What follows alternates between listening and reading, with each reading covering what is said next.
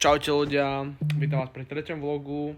Tento vlog začínam natáčať v noci kvôli tomu, lebo aby som vám povedal moje plány na zajtrajšok.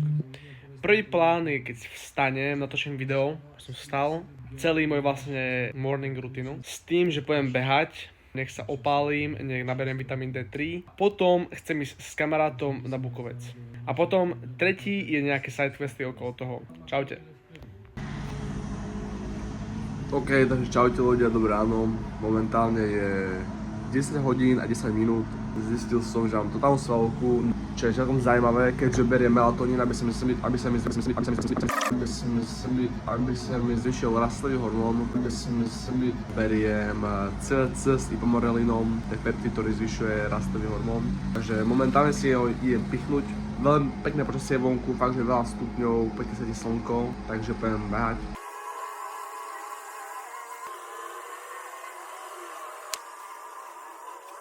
Na hodinku si oddychnem, bez jedla, bez ničoho, keďže ipamorelin sa reaguje na inzulín. A potom sa k vám ozvem, takže zatiaľ čaute. Čaute ľudia, momentálne už behám. Je 11:40.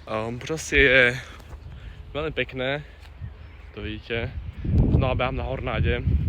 By som si mohol vybrať nejaké iné miesto na behanie. Som sa nesprchoval? Nič, lebo až sa budem sprchovať, keď budem spotený, potom sa sprchujem. Že vlastne také, ak sú. Vôbec nevadí. Som myslel, že viacej bude piesť, som si dal tielko, aby som sa opalil, ale stay tuned.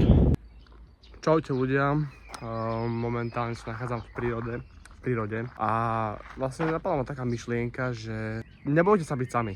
Proste nebojte sa byť sami. Ja som mal z toho taký veľký akýby strach byť sám, ale som bol, viete, a nechcel som byť. A vlastne prešlo ma to a fakt sa nebojte byť sami. Keď ste sami, tak najviac uvažujete nad tým, že čo môžete zlepšiť sami do sebou. Keď nie ste na mobile, samozrejme. Najlepšie to akože vyznie, alebo najlepšie to máte, keď ste v sprche. Nezdá sa to, že v sprche, ale viete, keď nemáte mobil u seba, tak rozmýšľate nad tým, čo by ste mohli zlepšiť a tak. A skúste to. Choďte do sprchy, 10 minút a iba rozmýšľajte, proste, čo by ste mohli urobiť. Mňa napadla myšlienka YouTube, nie v sprche síce, ale v gyme, ale tam som nebol v mobile. A v podstate, hej, teraz natáčam. A možno mi to zmení život, možno nie, možno ma to takedy preseba, možno ma to nepreseba, no uvidíme. Ale napadla mi taká myšlienka, že v podstate sa nebojte byť sami. Keďže to je hanba a nie je to vôbec zlá vec, podľa mňa. Samozrejme, že nie vždy sami, ale proste nebojte sa byť sami. Napríklad teraz sám behám. Takže keď ma napadne ďalšia myšlienka, tak sa vám ozvem. Čaute. Ak budete v tej sprche už a vám niečo napadne, tak choďte za tým. Mne napadlo, že budem natáčať videá, je to známa pičovina a 10% ľudí sa bude smiať, ale proste robím to, lebo mi to je jedno. Hej, a to je to presne, že mňa veľakrát niečo napadlo a nešiel som za tým a potom som to v podstate ľutoval, že som to neurobil vtedy a potom sa mi to zase nechcelo, tak som zase to ľutoval, že to nerobím, ops.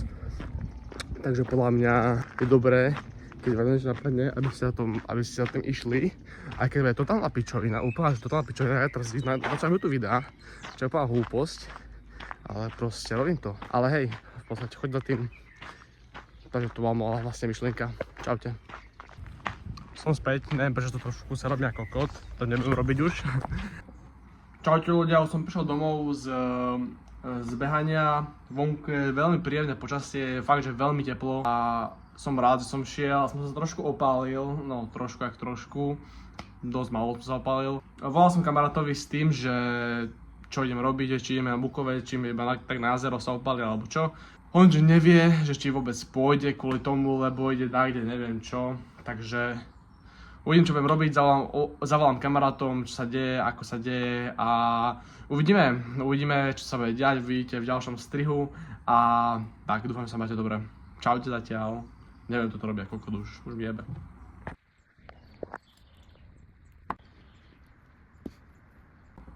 OK, takže čaute ľudia.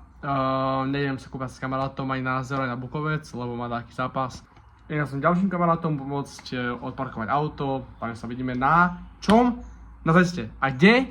V mojom aute. A aké mám auto? Chrováka. Zistite sami. Čaute, môj...